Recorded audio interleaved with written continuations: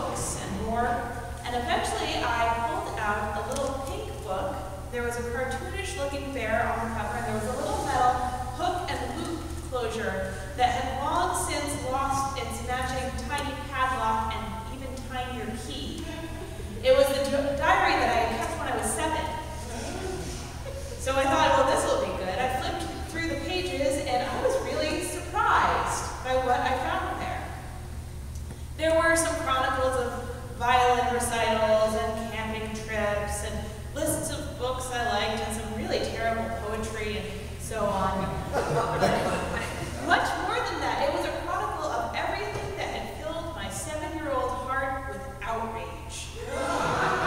Page after page of slights, real and imagined, multiple entries beginning with the capitalized and underlined words, "not fair." The time that my parents had promised a trip to the zoo, but we had had to stay home when my little sister got sick, not fair. The time my teacher said I had to sit quietly instead of reading my book when I finished my work before my classmates, not fair. Having to keep saving my allowance so that I could pay for shipping and handling on doll furniture that I had already saved up my allowance to cover the cost of the doll furniture itself, definitely not fair. Page after page after page of 7-year-old indignation, and do not even get me started on Michael, the little boy from music class who used to tease me. I had some choice words about him. As an adult, I've learned that it's normal and healthy for children to fixate on notions of fair and not fair, but it's not only children, is it, who tend toward these outsized reactions of indignation and outrage. As I watch the news and scroll through social media or chat with friends or congregants or guests at our sandwich line ministry, I've been noticing recently how much of our daily lives focus on indignation. There's not necessarily anything wrong with some righteous indignation. It's an appropriate response to injustice, and this is a world full of injustice. We should be outraged about certain things. When children are dying of preventable diseases, we shouldn't be outraged. When our incarceration rate has increased 7-fold since 1970 and our prisons are overflowing with nonviolent offenders, we should be outraged. When our nation is killing civilians in drone strikes, we should be outraged. But sometimes I wonder, when I see our lesser sources of outrage, whether we have made an idol out of outrage, whether we as a culture have started to seek that indignant, self-righteous feeling as an end in itself. For instance, I'm thinking about the popularity of news stories about horrible air travel experiences. Have you guys seen some of these? Yeah. The man whose guitar was broken, that was a good one. The mom who was told she couldn't nurse her baby on the plane, that one made me really mad. The preteen who was kicked off the plane because his parents requested that the airline accommodate his allergy. Well, that's important. But there seems to always, every other day, it seems, there seems to always be a news story making the rounds of someone being treated unfairly, and we all get mad, and then we move on to the next thing. If I had to guess, I would have thought this was a new phenomenon, right? But our gospel reading today suggests that maybe I would have been wrong. Jesus has been teaching, and some people interrupt him to tell him about some news from Jerusalem. Some Galileans have gone to the Jerusalem temple to worship, and Pilate had them executed while they were making sacrificial offerings at the temple. The translation there is a little bit strange, but that's what many scholars think it means when it says the Galileans whose blood Pilate had mingled with their sacrifices. So of course this is a horrific account. Although this particular story isn't found elsewhere in historical narratives, it does fit with everything else that history tells us about Pilate. His role was to keep the colonized Israel compliant with the Roman Empire. This doesn't seem out of line with the kinds of things he would have done. The news that these people bring to Jesus is awful. It is an account of an abuse of power by a cruel politician, a horrific story of violence perpetrated on people simply practicing their faith. It is a story worthy of but why are they bringing it to Jesus at that moment? In the passages preceding this one, Jesus has been preaching some difficult words. He's been urging people to sell all their possessions. He's been inviting them to repentance. He's been speaking in apocalyptic imagery about the end of days. He's been offering challenging words. And in the midst of this, these listeners approach him with this news, not news of his loved ones or of theirs, news about something they heard about which they can do nothing. Jesus, that's all very well and good, but listen to this awful thing that happened.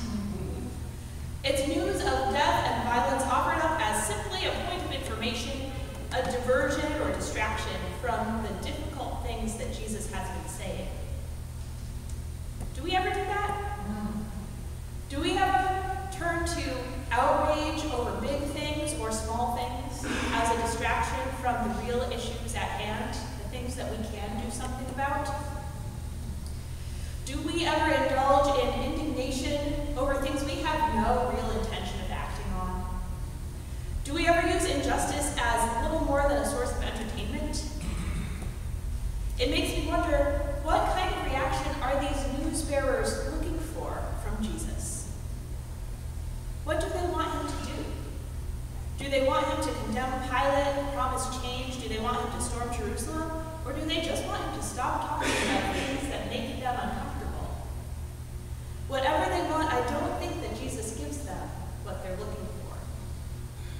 First, he takes a moment to reflect theologically on what they've told him. We've probably all heard at some point theologies that espouse the idea that bad things happen to bad people and good things happen to good people. And Jesus speaks clearly against that here. Jesus asserts that they were not being punished for any sin. We are all sinners, he says. Do you think they're worse than you? No. We are all in need of God's love and grace and mercy. We all will die one day. We all must turn from our worst selves and walk in a new direction. That's what repent means. We must all put our hope and trust in God. Jesus puts to rest the notion that this horrific violence is a result of sin on the victim's parts. And then he tells a parable, as he often did. A man had a fig tree that bore no fruit, he says. He said to his gardener, "Look at this tree. For 3 years it hasn't borne any fruit. Cut it down, it's wasting the soil." But the gardener pleaded on the tree's behalf. "Let it stay for 1 more year. I'll cultivate the soil, maybe it will bear some fruit, and if not, you can cut it down." If you've heard this parable before, and perhaps even if you haven't, you may be familiar with the most traditional interpretation of the parable. The landlord is God, interpreters have tended to assume. The gardener is Jesus. The fig tree is humanity. The fig tree is fruitless, the standard interpretation goes, because humans are unrepentant sinners, refusing to turn toward God, to love and serve God and neighbor. God, the landowner, is ready to call us to account, to chop that tree down. And according to the traditional interpretation, Jesus is the gardener who intervenes on our behalf. In the face of this axe-wielding God, Jesus intercedes for us, asking God to have mercy on us. Jesus' love for us may yet nourish us into fruitfulness if we just have a little more time. That's how the traditional interpretation goes. You may be able to guess I'm not a big fan of the traditional interpretation. In particular, I don't like theologies where we expect Jesus to save us from God. I think that God is one, and any theology where Jesus is intervening against, in this parable, an axe-wielding God strikes me as not quite theologically sound. But I think there are other ways of reading this. That axe-wielding landowner sounds not so much like God as like us, doesn't he? All too quick to pass judgment, to harm one another, to write one another off as useless, too quick to decide that a fellow child of God has nothing to offer us, too quick to choose destruction over reconciliation. Perhaps we are the landowner Maybe God is the gardener, whispering possibility, holding out hope for growth, encouraging us not to rush to judgment and destruction. But maybe we are the fig tree. Maybe Jesus is naming the reality that we are too often passive consumers of the world around us. We hear stories of injustice and violence and we shake our heads and sigh. That's terrible, we say. We read the news and we get indignant about small things and big things, bad customer service and dangerous prejudice, homophobia and systemic racism, xenophobic candidates, obstructionist legislators, as if getting angry were the same thing as actually taking action. Troubled by the news of the day, we shout our fury into echo chambers of like-minded friends, and we feel satisfied that we've spoken our minds. But what have we really done? When we imagine that simple indignation about the sin of the world is the same thing as building the reign of God, Jesus' parable challenges us with a dose of reality. Jesus invites us to bear fruit, to bring light and love and justice and mercy wherever we are, in whatever big or small ways we can. Jesus asks us not just to be angry, but to do something, to make peace, to feed the hungry, to work for justice, to seek reconciliation. Jesus invites us to be not passive consumers of the world around us, burning with fruitless rage, but to be fruitful fig trees, bearing fruit for the nourishment of the world. Jesus invites us to put our hands and our money and our time and our efforts where our mouths are, to turn our righteous anger into action that transforms the world for the sake of Christ. To our outrage and our fury, Jesus says, yes, that is terrible. What are you going to do about it? What are you going to do? How will you feed the hungry? How will you proclaim release to the captive? How will you take a meaningful stand against bigotry and xenophobia? And perhaps if the fig tree is us, the gardener is God, tending to us and protecting us, waiting just a little longer to see what more we can do, nourishing us so that we can care for God's creation, so that we can create oases of justice and community. Caring for us so that we can share God's love and God's mercy.